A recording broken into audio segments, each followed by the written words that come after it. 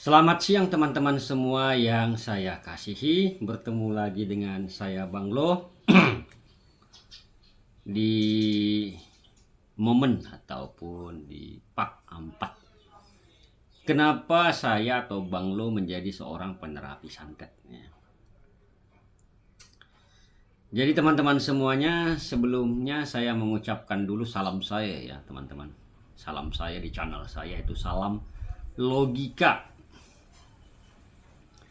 Berlimpahlah kebijaksanaan untukmu dan keluargamu kini dan masa yang akan datang. Dan selamat siang, shalom, assalamualaikum, damai sejahtera, swastiastu dan namo buddhaya. Dan salam kebajikan buat semua teman-teman yang ada di seluruh belahan dunia. Teman-teman yang berbahagia, saya mengucapkan terima kasih dan bersyukur atas dukungan kalian semua terhadap channel YouTube saya ini, Bang Loken ini, dengan cara menekan tombol subscribe dan juga loncengnya. Dan terima kasih juga yang sudah menekan like atau jempol, memberikan komentar, dan juga mau bagikan video-videonya atau men-share-nya. Dan teman-teman semuanya, saya juga di dalam channel ini membuat live terapi. Artinya secara live atau langsung untuk melakukan pembersihan dan pelepasan terhadap sakit akibat gangguan sihir atau santet. Ya, penyakit tidak jelas pada tubuh manusia. Tapi sifatnya bergabung dengan channel ini. Ya. Jadi caranya kalau mau mengikuti secara live pelepasan pembersihan dengan saya langsung Bang Lo, kalian harus bergabung. Memang butuh biaya. Tapi kalau kalian bagi biaya itu per hari itu nggak akan berat teman-teman. Ya, kalian buka channel Bang Loken, lihat tulisan gabung dan klik dan ikuti petunjuk seterusnya. Ya, keuntungannya gabung adalah live secara langsung dengan saya untuk pembersihan dan pelepasan. Nah teman-teman semuanya, kenapa saya Bang Lo menjadi seorang penerapi santet? Dari awal sudah saya ceritakan part 1 sampai part 3. Nah pada part 4 ini saya lebih cenderung membahas karakter manusia. Karakter manusia. Dan juga adanya teori-teori bahwa sakit akibat gangguan sihir atau santet kalau masih ada hubungan darah tidak bisa dibantu. Jadi harus dia mencari orang lain. Teori itu saya bantah. Ya, teori saya bantah. Saya gugurkan teori-teori seperti itu.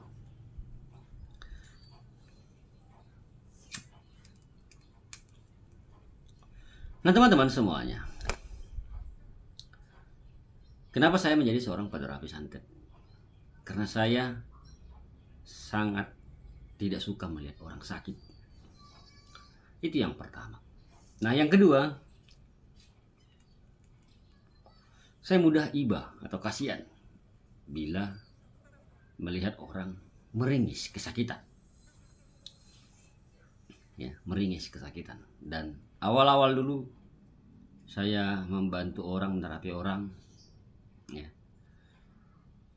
menangis dia, kita lihat kesakitan, menangis, perutnya sakit, padahal tidak ada operasi, ya, tidak ada bengkak perutnya atau benjolan, tidak ada, tapi dia merasakan sakit pada bagian perutnya, menangis merang-rang sampai berguling-guling, ya, berguling-guling di atas kasur itu. Jadi alasan saya adalah tidak suka melihat orang sakit dan merasa iba melihat orang sakit. Nah kalau bisa penyakit itu dipindahkanlah ke badan saya, itulah, atau biar saya merasakan. Begitulah kira-kira dalam hati saya. Nah teman-teman semuanya, seiring berjalannya waktu saya membantu menerapi orang, ya, banyaklah saya mengenal karakter orang. Dan rata-rata karakter orang ini begini teman-teman. Ketika ada maunya, dia datang. Dan ketika tidak ada maunya, dia pergi. Jadi itu udah karakter manusia. Contoh, ketika datang nangis-nangis sakit ya, oh tolonglah aku, tolonglah, tolonglah, tolonglah. Ya. Ketika sudah sehat, ini orang lupa dengan sakit yang dia alaminya dulu. Bagaimana menderitanya dia sakit, bagaimana kepalanya sakit, bagaimana kelindungannya, ya. Bagaimana dia tidak bisa tidur, bagaimana dia merasakan sakitnya pindah-pindah. Ketika datang itu menangis-nangis, minta tolong. Bahkan terkadang sampai tahan dia bersujud, memohon, minta dibantu, didoakan atau diobati.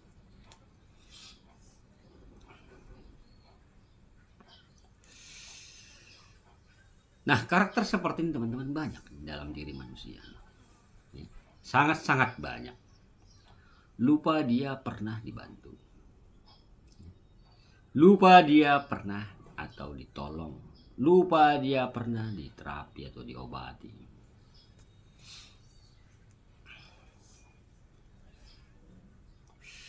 Dan terkadang juga apa yang kita lakukan ini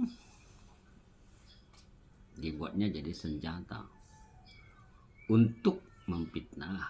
Bisa kita udah niat baik nolong dia, dibilangnya lah, kayak mana pengobatan begitu, kayak setan, bikin lada ke mata katanya, fitnahnya. Padahal itulah yang buat dia sehat. Jadi manusia ini memiliki kadar kesombongan yang angkuh. Angkuh.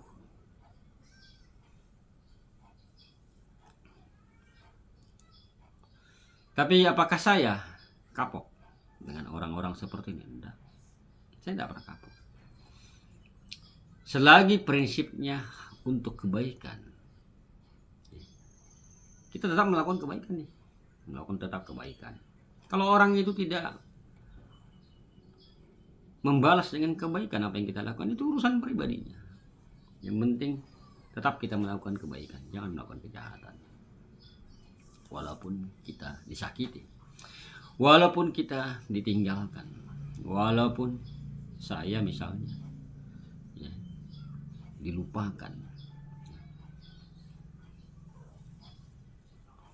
walaupun saya misalnya difitnah, tetap ya berbuat baik, tetap membantu orang. Selagi bisa dibantu ya dibantu.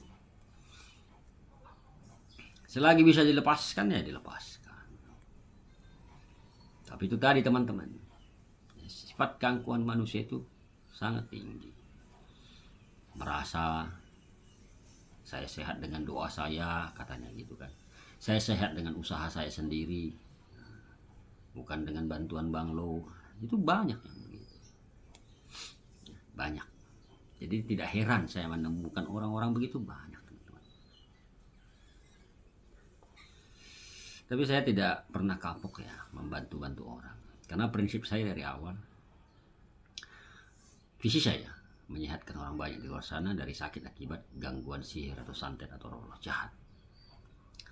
Kemudian teman-teman, ada teori juga. Ya, teori selama saya melakukan terapi, muncullah teori-teori orang ya, yang katanya ya kalau orang yang ngobatin sihir atau santet atau roh-roh jahat pada tubuh orang lain, katanya kalau masih ada hubungan darah tidak bisa diobatin, harus mencari orang lain yang di luar darahnya yang sakit ini. Misalnya saya dengan adik saya sakit, saya bantu, katanya nggak bisa, harus cari orang lain yang ngobatin.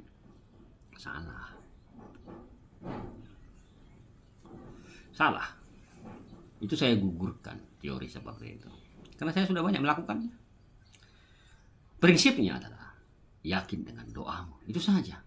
Bukankah orang yang membantu itu yang berbeda hubungan darah juga memohon sama Sang Pencipta? Ya saya juga kan memohon sama Sang Pencipta, sama-sama memohon. Jadi tidak ada batasan, harus ada, tidak ada hubungan darah, tidak bisa begitu. Itu saya patahkan teori begitu. Ya, itu saya patahkan teori-teori yang kalau katanya mau ngobati yang ada hubungan darah satu keluarga kena santet harus orang lain yang ngobati. Tidak, itu saya patahkan teori begitu. Artinya belum memahami yang namanya keyakinannya dan doanya. Ya, dia tidak memahami keyakinannya dan doanya. Nah, teman-teman semuanya, berjalannya waktu, hari ke hari, manusia-manusia yang dilepaskan semakin banyak, dan karakter-karakter manusia juga semakin banyak. Ya, karakter-karakter manusia semakin banyak. Dan juga ada orang yang mau diobati mau enaknya saja. Contoh. Jadi saya lebih identik teman-teman memahami orang gitu. Karena mungkin dia seorang ya mungkin high class lah, pejabat atau apa. Dan dia misalnya ini satu daerah saya, satu tempat tinggal ya, dari kota saya.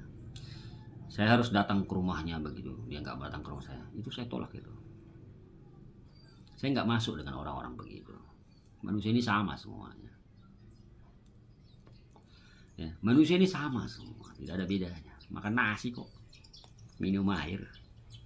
Nggak ada bagi saya itu orang ini berpangkat, orang kaya, satu suku dengan saya, satu marga dengan saya. Nggak ada sama saya dalam terapi saya begitu.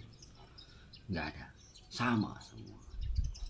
Ketika dia datang meminta bantuan, ya kita bantu selagi kita bisa bantu. Ketika dia datang merasa kesakitan akibat gangguan sihir, ya kita bantu. Ya, semampu kita membantunya, melepaskannya dan membersihkannya. Jadi ya kalau dikatakan sombong ya urusannya. Jadi saya tidak membedakan di dalam terapi saya yang namanya suku, agama, keluarga, kekerabatan, warga negara itu nggak berlaku dengan saya, teman-teman. Dan satu hal yang perlu ditekankan, banyak juga orang mengatakan kalau lewat pulau, hampa atau campa nggak berlaku untuk pengobatannya, ya, tidak berlaku. Dan itu saya bantah. Teori tersebut tetap saya bantah.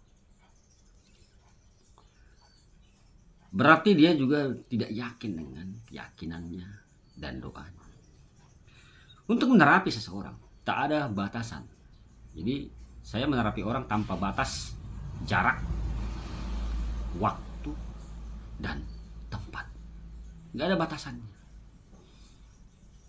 Tahun 2009 ketika awal-awal saya menerapi orang, lama-lama naik tempatnya, dan paling jauh tahun 2009 saya menerapi orang ke Malaysia, dari kota saya ke Malaysia lewat chat ya, chatting Facebook.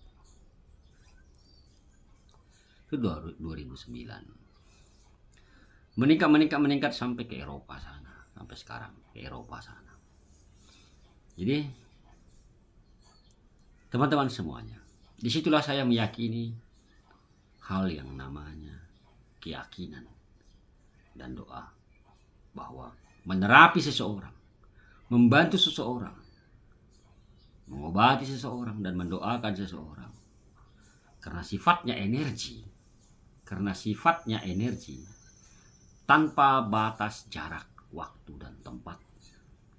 Jadi tidak ada batasannya untuk mengobati atau mendoakan seseorang, karena dia sifatnya energi. Jadi teman-teman semuanya,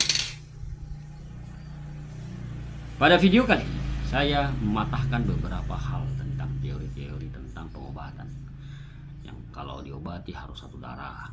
Itu saya patahkan, itu tidak. Kemudian kalau lewat pulau, ya, itu hampa, itu tidak. Itu saya patahkan juga argumen begitu atau teori begitu. Saya hanya tahu bahwa yang sifatnya energi itu tanpa batas jarak, waktu, dan tempat. Jadi semoga video part 4 kali ini, kenapa Bang Lo menjadi seorang penerapi, dapat kalian rasakan manfaatnya, dapat kalian cerna pengetahuan yang saya bagi.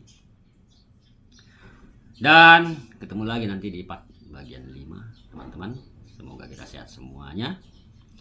Jangan lupa tolong bantu subscribe, like, komen, dan share. Dan kalau kalian merasa video ini ada manfaatnya, silakan. Kalau ada yang mengucapkan terima kasih di bawah video atau super thanks, silakan kalau ada yang mengucapkan terima kasih. Dan saya juga membuat minyak versi 6, teman-teman. Khusus saya buat minyak versi 6 ini untuk membersihkan sihir atau santet atau roh jahat pada permukaan tubuh. Ikatan-ikatan santet, ikatan-ikatan sihir atau pelet yang ada pada permukaan tubuh yang membuat sendi-sendimu sakit, yang membuat pegal-pegal punggungmu, badanmu berat-berat akibat diganduli setan atau jin, dan juga yang membuat bengkak pada tubuhmu, tiba-tiba bengkak tanpa sebab dan sakit, dan jerawat pada wajahmu yang akibat santet atau sihir. Ini gunakan. Dan juga untuk membersihkan sihir yang ada di halaman rumah dan halaman usahamu, baik santet tanah kuburan yang menutupi usahamu atau warungmu atau tokomu, ini gunakan untuk membersihkannya. Dan biasanya santet tanah kuburan, teman-teman, tidak hanya dilempar aja di halaman, tetapi orang yang disantet itu kasih makanan juga. Ya, bukan hanya usahanya yang disantet, pemilik usahanya juga disantet. Nah, begitu. Kalau ada yang tertarik, silahkan chat di WA admin di samping judul ya. Kalau ada yang tertarik. Baik, saya Bang Lo mengucapkan syukur dan terima kasih. Semoga bermanfaat apa yang saya buat ini untuk kesembuhan orang-orang banyak di luar sana. I love you, I miss you. Bye-bye.